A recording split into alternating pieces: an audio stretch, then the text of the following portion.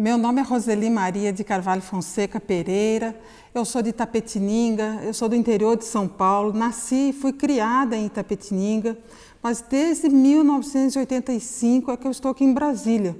Foi o ano em que me converti.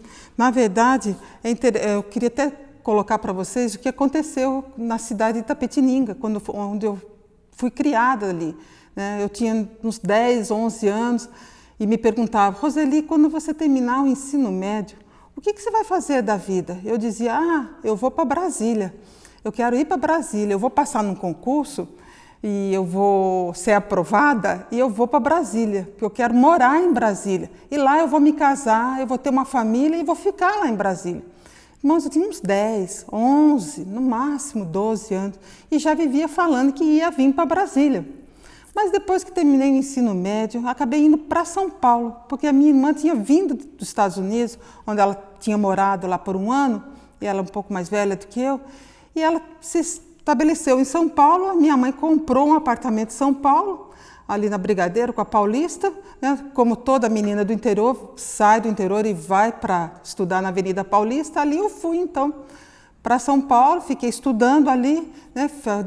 Fiz cursinho, depois fiz faculdade, estava fazendo direito ali na FMU, ali em São Paulo, né? E eu estava bem adaptada lá em São Paulo, eu gostava da cidade, morava com a minha irmã, minha mãe estava sempre ali, minha outra irmã, então a gente estava bem adaptado ali na cidade, tinha parentes ali próximos também da minha família, né? Então, para mim não tinha mais problema nenhum, né? Aquele processo de adaptação já tinha passado, né? Até que um dia apareceu o concurso da Polícia Federal, né? E eu fiz, foi em 84, foi em julho de 84, resolvi fazer, vou fazer, né? E fiz.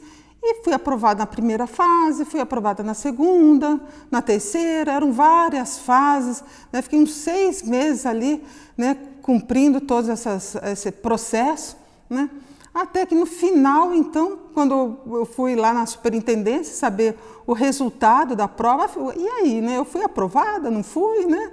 Eles falaram: olha, você foi aprovada sim, né? Você foi aprovada, né, para o concurso de escrivão da Polícia Federal, e agora você vai ter que ir para Brasília fazer o curso lá na Academia Nacional de Polícia, lá na ANP.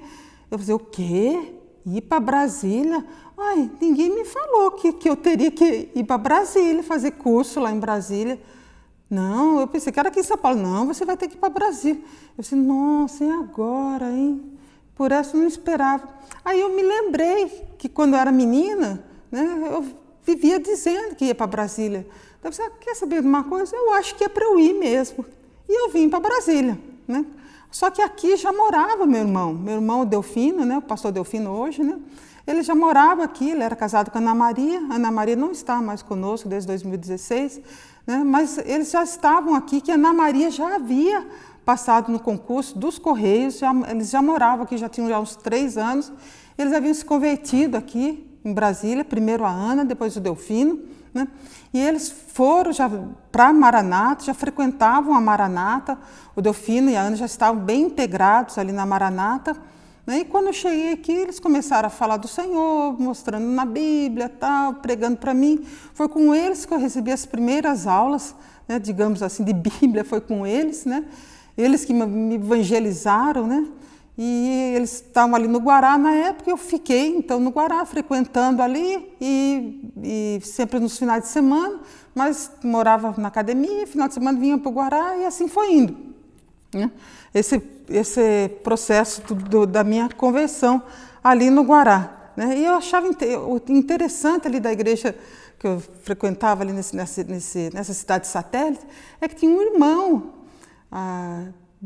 muito instruído na Bíblia. A gente sabia que ele conhecia bem a palavra de Deus, né? Um irmão chamado Ilmar, né? E ele já era crente desde o seu nascimento, a família toda dele, né? Ele já tinha pregado na igreja, ele era diácono, já tinha sido diácono na igreja, né? E aí eu comecei a perceber que a gente cantava os louvores em português, né? Obviamente, né? E ele cantava em hebraico, nós em português, e ele em hebraico. Eu falava: mas que coisa, né? E o Delfino sempre falava: não, ele é lá do Banco do Brasil, trabalha comigo lá. ele sabe muito bem hebraico, né? Inclusive tem muitos livros, né, em grego também, né? Me mostrou até os livros dele. Não, ele é um profundo conhecedor da palavra de Deus, né? A especialidade dele é até escatologia, ele conhece bem os livros do Apocalipse, Daniel, tudo isso. Mas eu falava, mas então por que ele não prega na igreja, né? Não, ele já foi diácono, mas e por que não é mais? Ó, o negócio é o seguinte, eu vou contar para você o que aconteceu com esse irmão, né? Esse irmão, ele estava no grupo de intercessão. E ali ele falou assim, olha, eu tenho, né, uma revelação. E o grupo, então, consultaram o Senhor, né? Aquela consulta, já que todo mundo sabe como que é, né? Abre os textos aleatoriamente, né? Consultaram e os textos, né, não confirmaram aquela revelação como sendo do Senhor. Então falaram, não, essa revelação sua, irmão, não é do Senhor. Ah, tá. Então, passou mais um tempinho, ele falou assim, olha, eu tenho outra revelação. E ele então falou assim, olha, agora tem uma segunda revelação. Aí o grupo, né, também fez aqui, consultaram, né, abriram a Bíblia e confirmaram, falaram, ah, sim, essa revelação, irmão, você pode dizer, né, diga, né, que essa veio do Senhor. Ele falou assim, ó, é o seguinte, essa revelação é a mesma da primeira. Aí, então, o pastor que estava presente na hora da reunião, imediatamente já colocou ele no banco, né, como dizem, né, já excluiu ele do grupo de intercessão. E ele foi ficando, só sentando atrás, lá no fundo da igreja, foi ficando, nunca mais foi chamado para nada, até que ele resolveu sair da igreja, né? Então, isso foi uma coisa assim que eu fiquei sempre encafifado, foi com essa história desses dons espirituais, mas como que pode? Desde 85, logo que eu cheguei, eu já fiquei meio assim, achando aquilo meio esquisito, né, digamos, né? Bom, saí, terminei o curso, fui para Marabá, no Pará. Quando cheguei lá em Marabá, né, fiquei na casa de uma irmã, a irmã Zilpa, que foi ela até que levou, né, a obra, né, lá para a cidade de Marabá, foi através dela, que ela era de Vitória, do Espírito Santo, né? Ela mudou para lá, era na época do ouro, tudo, em 85, né? Ela mudou antes, 82, já 80, acho que ela já estava lá.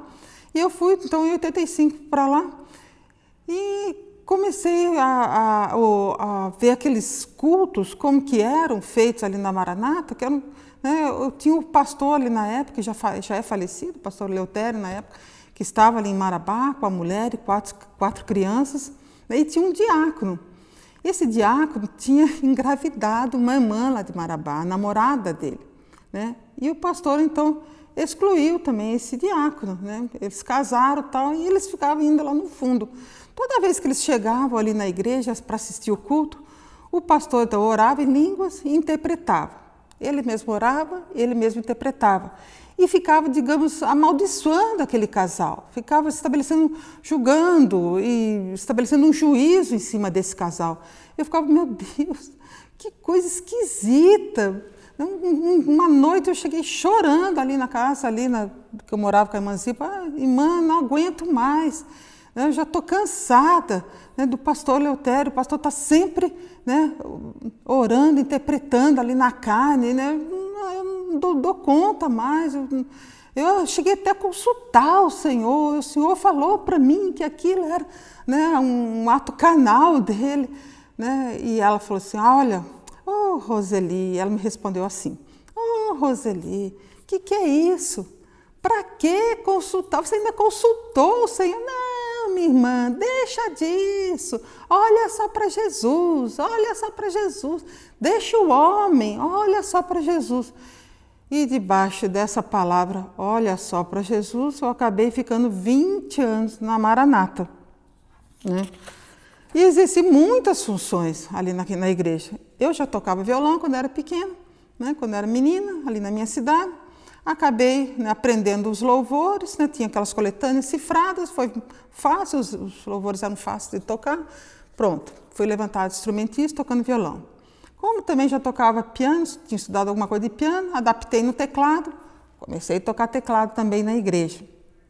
Depois, grupo de intercessão. Depois dava aula para adolescentes, depois fui dar aula para os jovens, até que mais para frente, ali em 97, 98, começou o negócio de aquele trabalho com as senhoras, né, de grupo de senhoras, né, e eu fui coordenadora de senhoras em várias igrejas, né, e outra coisa também, que, por falar em senhoras, que me intrigava muito, era assim, o fato das irmãs não poderem exercer praticamente nada ali dentro da igreja, né? E esse culto de senhoras passou bem depois, em 97, 98, por aí, né? Mas as irmãs, então, até então, elas só colocavam flores na igreja, podiam cantar, elas podiam orar na igreja, né?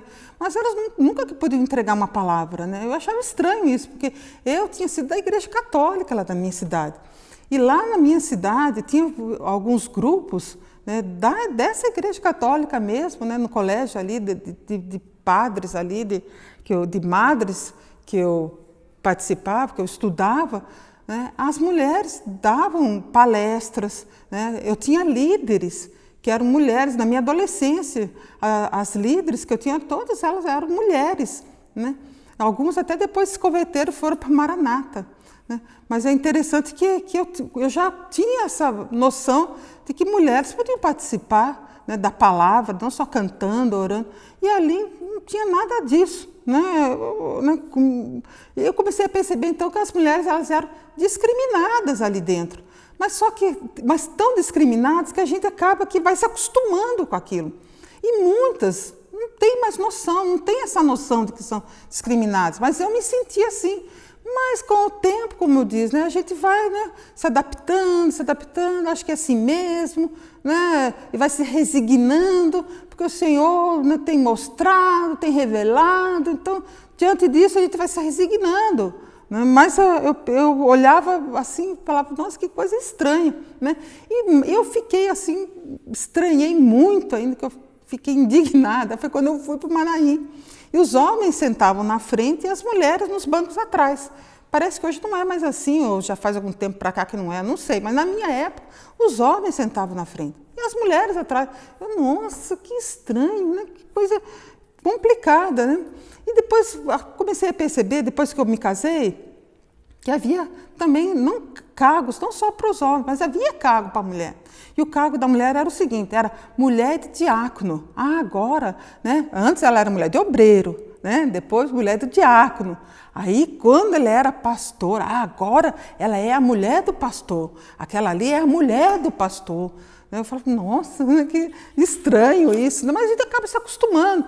Eu lembro que uma vez minha irmã chegou assim, puxa vida, Roseli, você que agora é uma mulher de pastor, você ainda conversa com a gente normalmente, né? Você não empinou o nariz, você não está aí com o nariz seu empinado, como muitas irmãs que passam a ser mulher de pastor.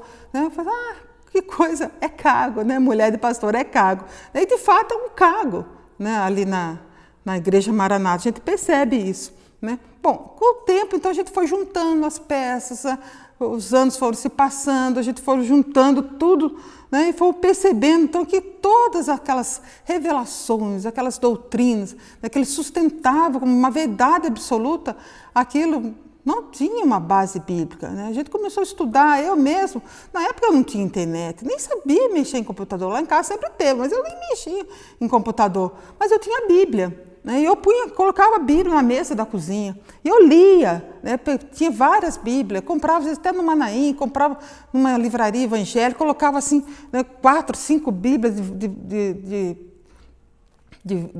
com outra linguagem, e ficava comparando, e eu pegava aquele númerozinho, tem um númerozinho aqui, né? Olhava o rodapé, esse aqui me remete lá não sei na onde, esse aqui me remete para cá. Irmãos, eu ficava assim, né? Tentando estudar a Bíblia, tentando entender, e praticamente sozinha, porque quando eu chegava na igreja, aquelas mensagens eram muito rasas, aquelas mensagens não me diziam nada. Eu lembro que uma vez eu fiquei intrigada, eu falei, quem são essas, né, essas 10 esposas, essas 10 virgens, né, casando com o noivo, que negócio é esse?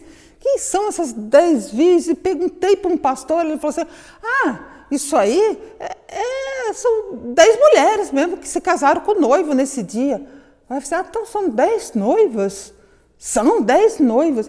Mas eu olhava lá no texto e falava, mas não diz que são 10 noivas. Eu perguntava para outro pastor, não, são 10 mesmo. Outro me enrolava, quer dizer, ninguém ali sabia era nada, ou não queriam dizer nada. Eu acho que nem eles também entendiam bem. Né? Aí que eu comecei a descobrir sozinho, comecei a descobrir daqui e dali, essas daqui são acompanhantes, tal, faz parte, né, do rito judaico. Aí eu fui tentando entender melhor a cultura judaica, entender melhor essas situações, né? E eu vi que eles não me respondiam, que nem eles tinham resposta para isso, né? Outra coisa que eu percebi na Maranata é que não se tratava de assunto de família. Ninguém ali tratava de nada, né? A gente conhecia, sabia, a gente era por intercessão, então a gente conhecia, né? Sabia que tinha um casal, outro casal, que estava sempre em conflito, né? Um problema com o outro, mas ninguém fazia nada. Vamos orar por ele, vamos orar por ele. Eu falei, nossa, é só isso? Vai ficar nisso, de orar por esse casal, orar por essa família que está se desintegrando, né? E ele é um obreiro, ela é lá do grupo tal, e ficava por isso mesmo. Ninguém trata nada. Uma vez até eu presenciei uma mulher que chegou para o pastor, lá da igreja de Sobradinho na época, não vou dizer quem é o pastor, né, e falou assim, olha pastor, eu estou com muito problema no meu casamento, meu marido está assim, me trata assado, né, eu já não sei mais o que eu faço, não consigo mais sustentar esse casamento, já estou cansada, né, meu fardo está muito pesado, digamos assim. Né, e ele falou assim, eu acho que ele também não sabia nem orientar essa irmã, né? Ele falou assim, por acaso, você sabe que semana que nós estamos, né, nesses dias? Ela falou, não sei, pastor. Pois é, nós estamos na semana da madrugada e a irmã não tem vindo em nenhuma madrugada. Eu não vi a irmã esses dias na madrugada. Ou seja, ele jogou a culpa de tudo que ela estava passando, né, como se aquilo fosse culpa dela não vir à madrugada, né, que aquilo seria um juízo de Deus sobre a vida dela, né, que talvez estivesse usando até o marido dela para castigar ela, né, porque ela não estava vindo na madrugada. Ou seja, ela foi com um problema para a igreja e voltou com outro muito maior. Se o fardo dela já estava pesado, ela voltou para casa com um fardo pesadíssimo, porque não resolveu nada e achando então que a culpa era dela. Exatamente, né? Não teve aconselhamento nenhum, ele apenas simplesmente, né, colocou a culpa nela, né? É sempre assim mesmo, né? A culpa sempre está em você. Né? Nunca existe um aconselhamento lógico, um aconselhamento mais coerente, que possa chamar também o marido. Vamos aqui tratar, ver o que está acontecendo. Não, ninguém se mete em nada, ninguém se mete em nada, e as coisas vão se passando assim. Então eu percebi que eles não sabiam também lidar com família, sabiam lidar com assuntos de casamento, com assunto de filhos, com adolescentes. Eles sabiam dar aula para adolescente. Está aqui a visão, você entrega essa visão aqui para os jovens, tal, tudo. E eu comecei a perceber que esse negócio não está bom, né? Não estava assim, né? Não havia uma instrução, não havia nada que pudesse, né, edificar um lar de fato, né, que se tivesse um problema. Né? Outra coisa que achei também na época, quando nós saímos da Maranata, nós saímos em maio de 2005, né? A gente já estava vindo, mas até que realmente rompemos com a Maranata em maio de 2005. Né? Então, e o que aconteceu com as nossas amizades? Né? Amizades de 20 anos. Né? Aquelas pessoas que estavam sempre na sua casa, tomando café da manhã, depois do culto, domingo de manhã. Né? Aquelas pessoas que você viajava para Manaim, sentava no ônibus, conversava. Né? Irmãos, praticamente todos viraram a cara. Né? Todos, né, passavam de largo, né? Fingiam que não conheciam.